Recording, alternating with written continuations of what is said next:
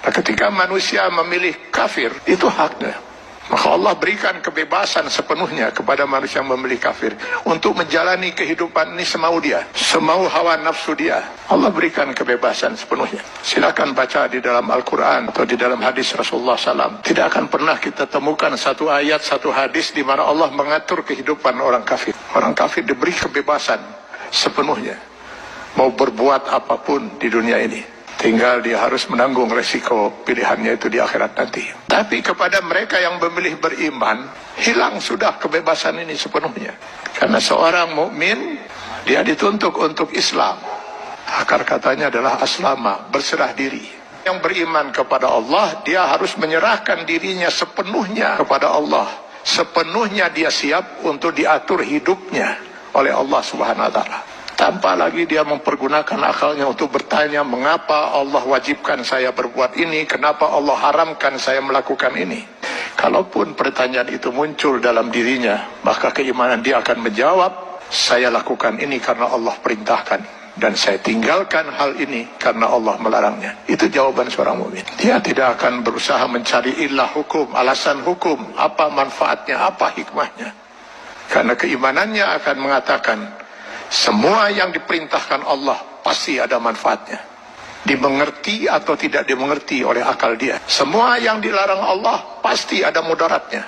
14 abad umat Islam tidak pernah mengerti bahwa dalam daging babi itu terdapat cacing pita. Cacing pita baru ditemukan di akhir abad 18 Masehi. Apakah umat Islam selama 14 abad itu makan daging babi? Tidak. Setiap yang dilarang oleh Allah pasti ditinggalkan oleh seorang mukmin. Maka seorang mukmin harusnya siap untuk mengislamkan dirinya secara penuh, secara utuh, secara kafah.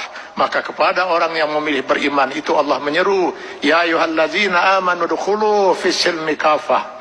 Kalau memang kalian memilih beriman, masuklah ke dalam Islam itu secara kafah, secara utuh.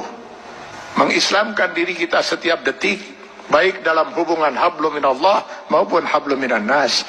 Itulah sebabnya Allah menurunkan 6.666 ayat Al-Quran, yang sebagian dari ayat Al-Quran ini dijelaskan oleh kurang lebih 5.000 hadis Rasulullah SAW.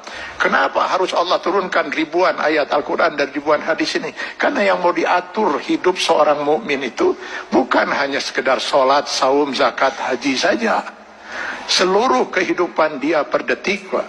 Mulai dari masuk WC, keluar WC, sampai mengatur kehidupan bermasyarakat, bernegara. Ini kalau dia mau milih beriman. Kalau tidak mau diatur hidupnya, jangan milih beriman, milih kafir. Pada orang-orang yang berfaham sekularisme, liberalisme, yang ingin memisahkan agama dari kehidupan, saya sering mengatakan, kenapa repot-repot harus menolak sebagian aturan Allah? Pilih kafir, Anda bebas sebebas-bebasnya. Kalau memilih beriman, sudah hilang kebebasan itu. Dan pilihannya hanya satu di antara dua. Memilih kafir atau memilih beriman. Memilih beriman konsekuensinya kita sudah harus Islam.